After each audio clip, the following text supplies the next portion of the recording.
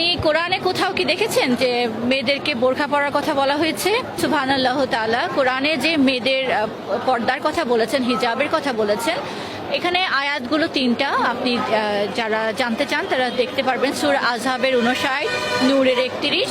তো এখানে আল্লাহ কোরআনে বলেছেন যে হে নারীরা, মুমিন নারীরা, তোমরা তোমাদের দৃষ্টিকে নত রাখো, তোমাদের লজ্জাস্থানকে হেফাজত করো এবং তোমাদের চাদরকে, তোমাদের কিয়দাংশ তোমাদের বুকের উপর টানিয়ে দাও। এখানে কিন্তু কোথাও বলেননি যে তোমরা বোরখাতে আবৃত হও, তোমরা বোরখা আবরণ করো। বোরখা হচ্ছে আসলে একটা আরবিক পোশাক।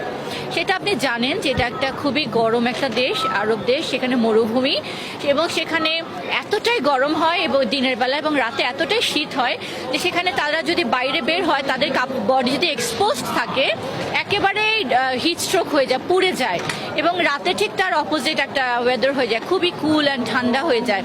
তো সেখানে ডেজার্ট স্টর্ম হয়, সেখানে যার জন্য মেয়েদেরকেও পুরুষদেরকেও দেখবেন তারা বড় বড় বায়া পড়ে এবং যখন তারা ডেজার্টেও যায় তারা পুরো এই পর্যন্ত ঢেকে নেয়। কেন? Just to prevent themselves from the dust storm. ঠিক তেমনি মেয়েদের একই অবস্থা। তো ওই দেশের কাপড় হচ্ছে সেটা, তাদের গরম থেকে বাঁচার জন্য তাদেরকে এইভাবে পড়তে হয়। যে এই কোরআনটা নাজিল হয়েছে সেখানে আল্লাহ সুবহানাহু ওয়া তাআলা এমন কোনো নিয়ম দিতে পারেন না যেটা গরমের দেশের মানুষের জন্য মানা সহজ হবে, শীতের দেশের মানুষের জন্য মানা কষ্ট। আবার যারা শীতের দেশের মানুষ তাদের জন্য সুবিধা হবে, গরমের দেশের মানুষের জন্য মানা কষ্ট হবে, এমন না। এটা এতই ব্যালেন্সড, এত ওয়েল ডিফাইন্ড, যেটা আপনি যেখানেই অ্যাপ্লাই করবেন সেখানেই কিন্তু এটার আপনি রেজাল্ট পাবেন। তো পোশাকের ব্যাপারে কিন্তু আল্লাহ কোথাও কোনো মানে কঠিন কোনো নীতিমালা দেননি। আপনি আজকে আমেরিকা যান, কানাডা যান, আলাস্কায় যান, আপনি কি এই পোশাকে থাকতে পারবেন? আপনার ওভারকোট পরতে হবে। নর্থে যে উইন্ড আসে সেটা থেকে বাঁচতে হলে আপনার ফরেস্ট কোট পরতে হবে, টুপি পরতে হবে, পুরো চোখ ঢাকতে হবে, because you have to prevent yourself. তা না হলে ফ্রস্ট বাইটেই আপনি মারা যাবেন। ওই কাপড় যদি আজকে আপনি বাংলাদেশে পরতে যান আপনি তো মুহূর্তে মারা যাবেন হিট স্ট্রোক হয়ে, তাই নয় কি? তো যেটা আল্লাহ কোরআনে বলেছেন সেটা হচ্ছে তোমরা শালীনতার সাথে চলো, তোমাদের লজ্জাস্থানকে হেফাজত করো, দৃষ্টিকে নত রাখো, তোমরা এমনভাবে চলাফেরা করো যেন তোমাদেরকে জাহেলি সমাজের নারীদের মতন তোমাদের রূপকে প্রদর্শন করো না। বোরখা কথাটা কোথাও নাই।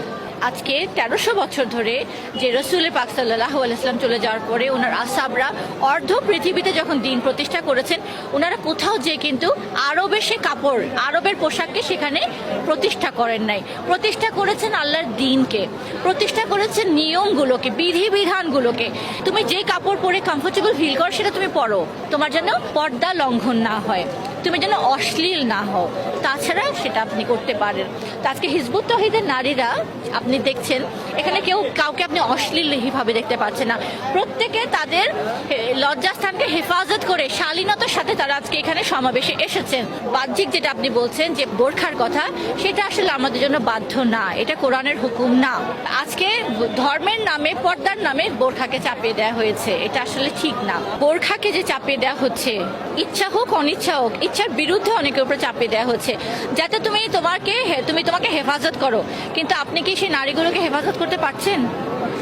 আপনি কি তাদের সম্ভ্রমকে হেফাজত করতে পারছেন? আর যে সমাজে একটা 2 বছরের বাচ্চা ধর্ষিতা হচ্ছে, যে সমাজে একজন 80 বয়স বৃদ্ধা যেখানে ধর্ষিতা হচ্ছে, সেখানে এই বোরখা পরা আর না পরার মধ্যে ডিফারেন্সটা কোথায়?